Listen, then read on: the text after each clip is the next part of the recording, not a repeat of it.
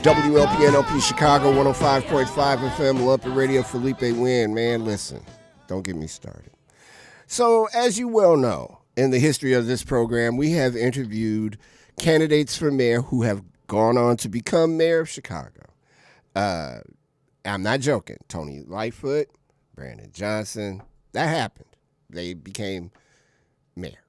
And I'm not saying I'm the catalyst of, whether you win or not, Ms. Brooks. I'm just saying there's a possibility you win because, you came on Lumpen Radio. But beyond my lunacy, we are really happy today to have one of the few announced candidates for mayor of the city of Chicago in the 2027 election. Toni Brooks joins us today in studio here on News from the Service Entrance radio show. Good afternoon, candidate Brooks. How are you today? I am great, Mario. Thank you for having me. And I will say you are, in fact, the first media outlet to capture my race for mayor. So thank you. Lumpen and we Radio are strikes going to say again. you are the catalyst for this Let's win go. that we're going to have in Let's get it. 2027. Let's get it. Let's make it happen.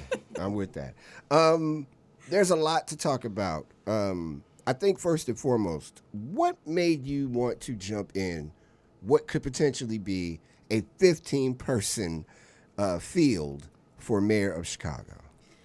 I would say life, and not just life. Life in Chicago has made me decide to jump in.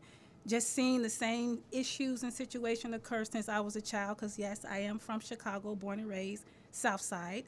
And seeing the same issues still here, it's time that I jump in and do something. Yeah.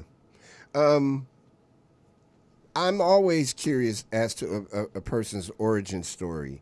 In lieu of time, I'm going to go past that a little bit, but give me a real quick rundown of who you are and what would make you the best mayor Chicago has had ever. Well, I will say I've seen this city live through the generations. And when I say that, not just being born and raised, but I've gone to school here in some of the blighted neighborhoods here. My parents have raised me on the South Side. The family home is still there. But I can say every decision that has been made in life, whether it's me graduating with business degrees, to me joining the military, to coming from a military family, to family members being members of the service industry, I will say it's deeply rooted in my blood to provide everything that I have in me for this city. There's so much to cover. I'm going to try to start in the place that makes the most sense for me first. And in the most recent thing, the city's credit rating was just given a unbelievably bad rating in the last week or so. It's profoundly important for us as taxpayers in Chicago to know that there's some kind of money left in the city. And it appears that the money that's here is not sitting on stable footing. How do you plan on addressing that? And have you, and I know this might be a little bit too early in the game, and being fair, most candidates don't have this answer early, which I would totally understand, but do you have have you crafted an economic plan yet for the city? Oh, Mario, I can't tell you. I am up at night, wee hours of the morning, crafting plans for any issue that we have. And so let's start with this economic one that we have. As far as the credit rating is concerned, investors, they see stability and clear economic direction, and that's where they decide to bless you with that credit. I do want to note that our credit was lowered because of budget infighting and an unstable budget. So with that being said, there's some solutions that I actually have come up with that I would be more than happy to share. First and foremost, we have to stop doing the short-term fixes that we normally do. We push the issues all the way to the end, and then a new administration has to kind of play catch-up. We have to decide on long-term fixes. Also, we have to grow the economy from the neighborhood up.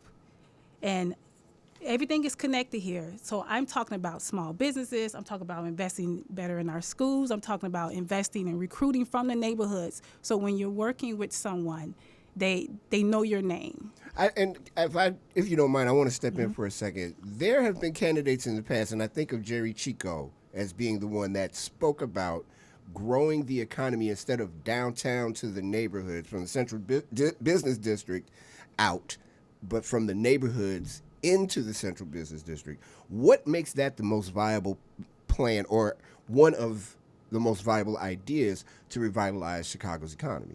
I agree with that. The Southwest Side, first of all, there's a lot of land and a lot of space there. And when, let's say, tourists come in and they tend to come right into downtown, if we expand the opportunity out towards the Southwest Side, we can pretty much make every destination here in Chicago the place to be.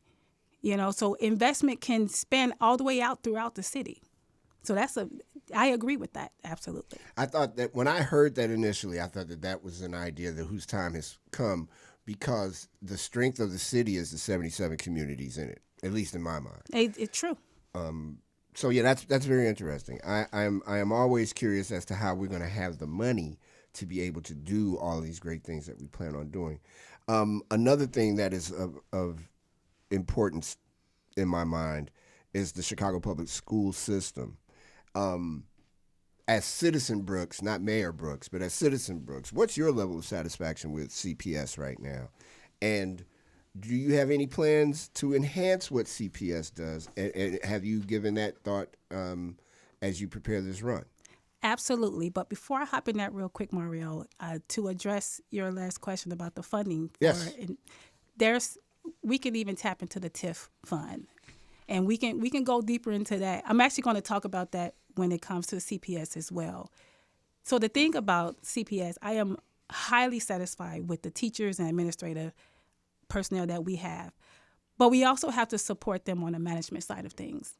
I've sat recently in the latest CPS board meeting, and I saw how teachers were concerned not just about the upkeep of the facilities where they were teaching, but also whether they're going to have budgeting for a next year term. You know, they were facing school closures in the middle of kids graduating. Right. And so talk about what I talked about earlier with the short-term fixes. We have to make it where there's a standard budget and fund for the CPS system, not always an emergency situation. We want the teachers and administrators to focus on teaching the kids, not worrying about if the school is going to even exist next week. Right. You know, right. So we can tap into the facilities that we already have. Some of the facilities are only used 30%. We can, you know, we have a pathway to career college. How about creating pathways to trade careers as well? We can actually install vocational programs in some of those unused hallways in these buildings that we have. As a graduate of Chicago Vocational High School, I totally agree that one school in particular is not being utilized to 100% as it was back in the day when I went there. And it would be nice if it was, because CVS and Dunbar and Simeon and our vocational schools in the city could use a big hand from the state and give CPS the tools that they need to make those things better. But I also wonder, you'll have a Board of Education to deal with as well. What is your opinion right now of what the board is doing or not doing? Well, I see the concerns that the board have, but the board, they also have the same concerns that the teachers and parents have, is where to take the funds, where to put the funds. The last meeting that I sat in, I did see where the president, I saw the actual concern that he had with certain situations that were presented before him. So I don't doubt the capabilities that they have. But I think they're also focused on where to get the funds and who to give them to and how to prioritize. Yeah. And that's the issue, because that takes away from the whole reason why they're there, is to make sure the kids are educated and they either have career or they're college bound. Are we doing enough to make sure that our kids are good in comparison to other cities who have big school districts like the Chicago public school system? Well, I could say we will never do enough for our kids in general, just across the board. But I think there's some things we definitely should do differently. We should focus on the classroom. We should focus on having a safe facility for them. We should focus on equipping the teachers and administrators with what they need in order to better service the students. I'm going to go out here a little bit. Mm-hmm. There is talk over on the southeast side of the city about AI data centers or data centers being built, and the harm they could cause to the environment, which is a real thing, and the fact that a lot of poor people or let me not say that. The fact that a lot of people will not be able to keep up with the rent demand that will be met, or the property demand that will be met on that side of town should the data centers become a thing. We know that they want to build a quantum physics plant in the Old South Works. All of that is very, very important to the neighborhood financially, and it would make it a robust neighborhood again, but at what expense? What is your opinion about what is happening, particularly with AI data centers? And is that something that we could possibly do in the city, or is that something we should consider maybe taking a closer look at? Well, I'm glad you brought that up, because as I finished my MBA, one of the studies I did do was on AI centers and quantum centers. And I discovered in my study that that is a generational profit type of situation. So you don't even know if it's profitable. You have to go to at least 30 years to see if it's profitable. Meanwhile, you're utilizing a lot of resources. Now, I can say if we are exercising the whole TIF fund in that area, right, and we build this huge thing that increases the property value, that's more money into the TIF budget. But then, like I always say, one thing is connected to the other. Is that going to happen? And also, are we going to take those funds and actually put them into the community for the infrastructure? Because something as simple as water, I can't tell you how many tons and tons and tons of water a quantum center even takes to cool. So if the citizens have to allow that system to go into the neighborhood, they should get something out of that. Is that something that should be put on a ballot about whether or not they want something like that in their neighborhood? I believe every decision that's made in every neighborhood should be placed on the ballot and voted by the people that will be affected by it. Absolutely. Fair enough.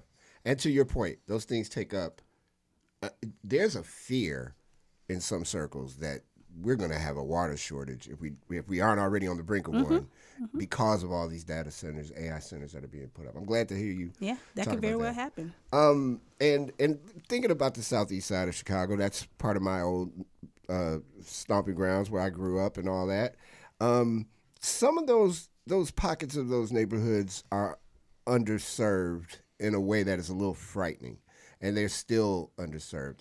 We have a show here on Lumpy Radio called the Mutual Aid Report, where we talk a lot about food deserts, underserved communities that have real issues that require a ton of mutual aid. How do you see your role in being a catalyst to change the way neighborhoods function in terms of being able to have stable grocery stores, a bank, you know what I'm saying? Just things that neighborhoods need so that that money can circulate, that dollar can move around 3 times in South Shore or in South Chicago. How does that, in your mind, and you're more than qualified to speak on it, how do you map something like that out? I'm glad you asked. So that's one of those questions that I was up to the wee hours of the morning coming up with a solution for. We got to get you more sleep. So for the past 2 years, I spent time chatting with different alderpersons and their concerns and awards. And there was one alderperson in particular, his concern was food, grocery stores, options, and things of that nature. I want us to revisit the co-op grocery store idea. It can service so much for that community. It's an entrepreneurial type of experience for the citizens of that community where they can actually have an actual dividend return on their one-time investment, which is typically low, about $100, $200 lifetime investment. Also, agriculture, urban agriculture, right? Mm-hmm. We can create these farms. We have all the space that we need on the southwest side. We can also attach these farms to the grocery stores. So the grocery stores are taking the produce from the farm that it owns, it's processing it where it's on the stands being sold whole. It can be created to create hot meals, cold meals. Everything is utilized. There's no waste. And then I also came up with the idea of mobile grocery stores where individuals, our aging community, who aren't able to leave the home. An example was the area where I grew up in. As my parents aged, the grocery stores left the neighborhood. So if it wasn't from my siblings and I going to the grocery store for them and bringing groceries to them, not everybody have that. Right. So to have a mobile grocery store that sits right in the neighborhood, has a set amount of hours, and a neighbor can go and grab the groceries for the senior citizens that's shut in at their home, that can solve a lot of situations there. We're talking with mayoral candidate Toni Brooks here on News from the Service Entrance, the radio show on 105.5 FM, WLPN-LP Chicago. So in order to do all these great things that you want to do, you have to work with the alders. The City Council of Chicago notoriously, through my lifetime, has been a very interesting is a mild word to use. It's been a very interesting place to have a job. Being an alder is not easy work. Some of them do it great. Some of them do not. You come in watching the last 3 mayors have to deal with the city council, not as aggressively as they've had in the past with mayors Daley or Washington, but aggressive nonetheless. How do you see yourself working with this city council? And by all indications, most of those alders will be retained, and they'll be there when you win your election. Mm-hmm. Well, I would say, as mayor, it won't be my duty to make people agree with me. I can say I spent the past 2 years building a relationship with alderpersons, and I would like to actually go in with a budget, like a partnership budget, where we have monthly ward meetings and we discuss the budget. We don't wait to the very end and try to scramble and put a budget together and then everyone's arguing back and forth. You know, we have spent the entire year getting on one accord. That's very important to me. So it boils down to relationship and trusting the alderpersons to do what they do, because at the end of the day, they are the ones who are boots on ground. If you think about a company, a corporate structure, you're a CEO of a company. You have your VPs in play where they have the bird's eye view of all the different elements of the areas that they serve. And I look at the alderpersons as the same, as basically vice presidents. They know what's going on.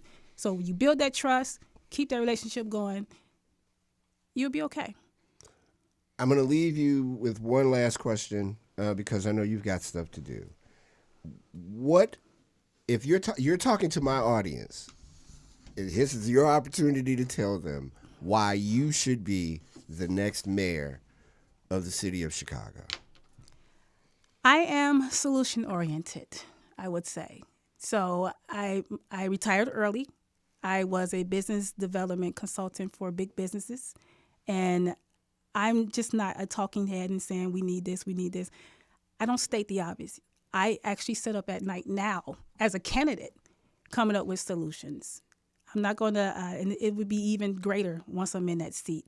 I would utilize my full power of myself when it comes to my educational background, my personal experiences, and I would bridge the gap between business and community to allow Chicago to live its greatest potential that it can. Well, now look. So, again, the Lumpy Radio blessing is on you. You know, the last 2 people who've been on this show became mayor. Can I say one more thing? Of course you can. And to further my commitment, I did make an announcement. In my first year in that seat, I would donate 95% of my salary to the citizens. I call it a share power fund, where the citizens would decide how the money should be spent. That's me giving power back to the citizens. That would be incredible. That I can pretty much guarantee no one has ever done anything like that before. That would be incredible. You ready? I'm so ready. Yeah? All right. This is, you know, if there's ever a city that is like the phrase, this is as real as it gets, has been applied to, it's Chicago, Illinois. You know that you're from here. It's not like you don't know that. But if you're ready, we're ready for you. I'm so ready. Please feel free to come back anytime. Thank you for having me. Absolutely. I'm glad that you got a chance to come in. It's been a wild couple of weeks. The death of Reverend Jackson, all this stuff going on in Iran. Yes. Just what's happening here in the city. It's been a lot. So yes. I'm glad you had the time to come through and hang out with us today on the show. Absolutely. I'll come back anytime I can. Absolutely. There it is. Y'all heard her. All right. So I'm not going to do what I've done with every other candidate that they came on, and I said, so if this doesn't work out for me on the radio, y'all going to hook me up. We'll talk about that later. Brandon Johnson owes me a lot of favors. Thanks for coming on the show today. I really appreciate it. Thank you, Mario, for having me. Right on. Toni Brooks, everybody, mayoral candidate. Register to vote. Don't wait until the 17th to vote. Register to vote so you can be ready for the next election. For all of these. This one, the one in November, the one in 27th. Just register to vote. It's a lot on the line here. It's WLPN-LP Chicago, 105.5 FM Lumpy Radio. It's news from the service entrance, the radio show, and we shall return right after these words. Your news, Chicago. Your news and interest, Chicago. All news is good and Chicago's interesting. local At panopticon. AWCY-FM, we report the headlines you missed.